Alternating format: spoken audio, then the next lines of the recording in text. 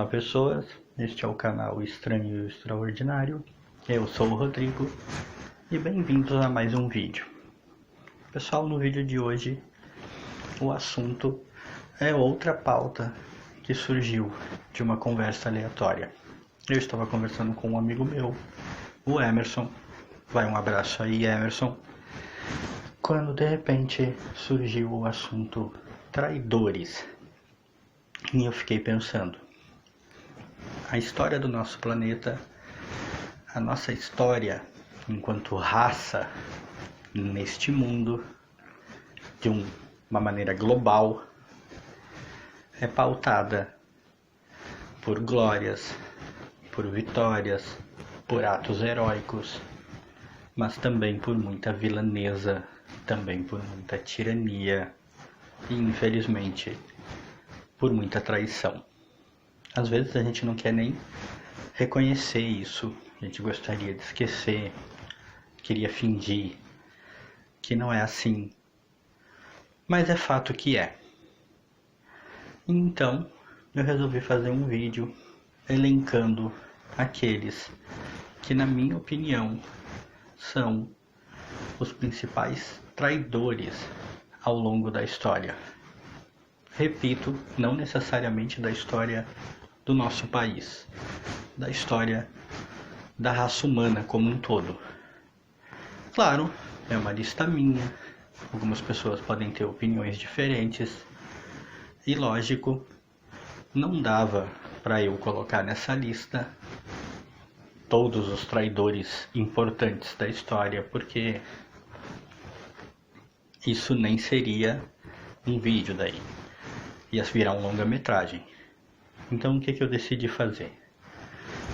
Eu elenquei 5 dos principais traidores e vou falar deles para vocês. O primeiro da lista, é um cara que, paradoxalmente, eu pensei em deixar de fora da lista. Porque como a lista tem como ideia os principais traidores, ele é o primeiro. Ele é aquele cara que todo mundo conhece, todo mundo vai pensar nele. E justamente por isso, num primeiro momento, a princípio, eu imaginei, eu não vou colocar. Vou tentar ser um pouco menos óbvio. Mas depois eu me dei conta que não faz sentido. Não tem como fazer uma lista sem esse cara. Porque não importa a sua religião, não importa a sua fé, não importa nem que você não tenha religião, não importa no que você crê, no que você não crê. Você ouviu falar de Judas Iscariotes, todo mundo ouviu. Ele é, por ordem de importância histórica, por ordem de conhecimento, de fama, o traidor mais importante. Porque Judas tem uma peculiaridade que nenhum outro vai ter. Judas não traiu um rei, ele não traiu uma ideologia, ele não traiu um sistema político, ele não traiu um movimento. Judas simplesmente traiu o Filho de Deus Todo-Poderoso. O cara foi lá e passou para trás o Filho do Homem. Isso por si só, quer a gente creia ou não, é um fato que deu a ele passagem direta para os anais da história humana. E o que é pior, Judas fez isso por míseras 33 moedas. A história conta, os registros bíblicos afirmam que Judas se arrependeu, tentou voltar atrás, mas já era tarde. Cristo foi crucificado, Judas terminou se suicidando. Não deu para voltar atrás, mas Judas é o primeiro da nossa lista. O segundo da lista é um caso curioso. Muita gente costuma citar o Judas como um exemplo de que o bem vence o mal, de que quando você comete atos ruins, você acaba pagando por eles, pela maneira como Judas terminou. Mas o segundo da lista, infelizmente, é um exemplo que nem sempre as coisas são assim. Porque a gente vai falar de um sujeito chamado Talleyrand Perigord. Quem era esse rapaz? Pois bem, o Perigord viveu na França, no século XVIII, em plena Revolução. Ele era ministro das Relações Exteriores de nada mais, nada menos que Napoleão. E Napoleão estava fazendo o quê? Estava espalhando os tentáculos da França pelo mundo. Estava dominando tudo e todos.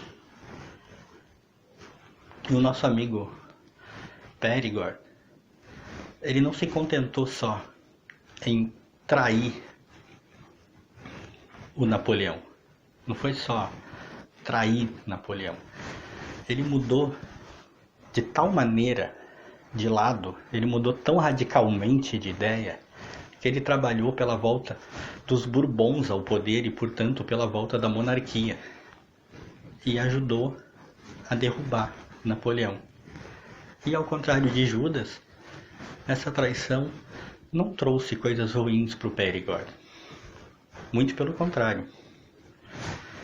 Ele acabou trabalhando para o rei Luís XVIII, durante um grande tempo, e como embaixador, e ele ainda representou a França no Congresso de Viena. Isso após a traição de Napoleão. Ou seja, no caso do Perigord, ser um traidor só trouxe coisas boas. E traição é algo que a gente sempre supõe que vai te trazer, algum mal.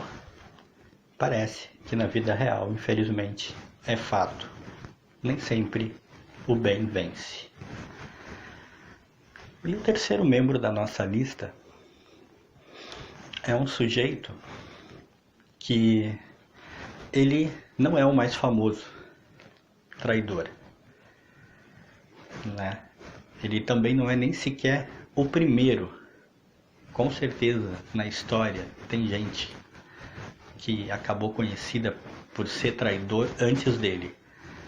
Mas ele foi o primeiro cara que de fato ficou famoso pela sua traição. Isso o colocou na lista. Quem é ele?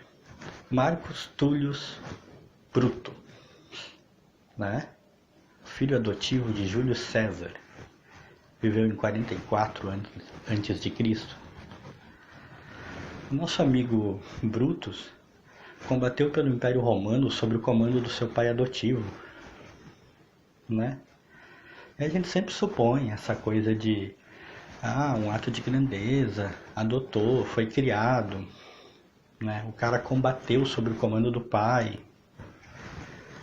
Pois bem, o Brutus não só acabou se mancomunando com outro traíra, que era o general Cassius Longinus, para tramar a queda de Júlio César, como ele ainda concordou em ser o cara que iria matar o próprio pai.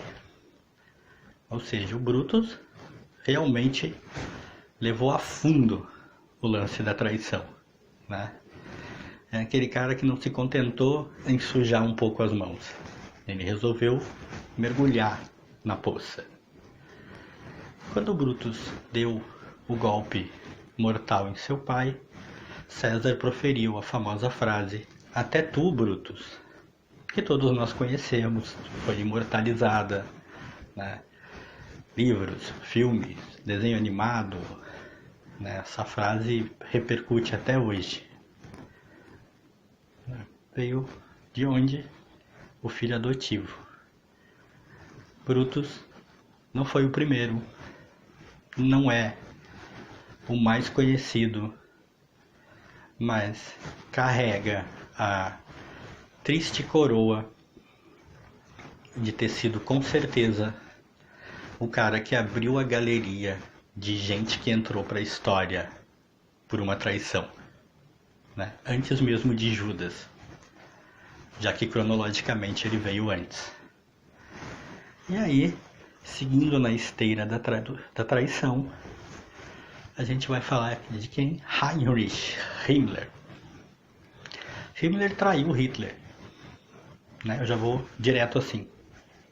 O Himmler traiu Hitler.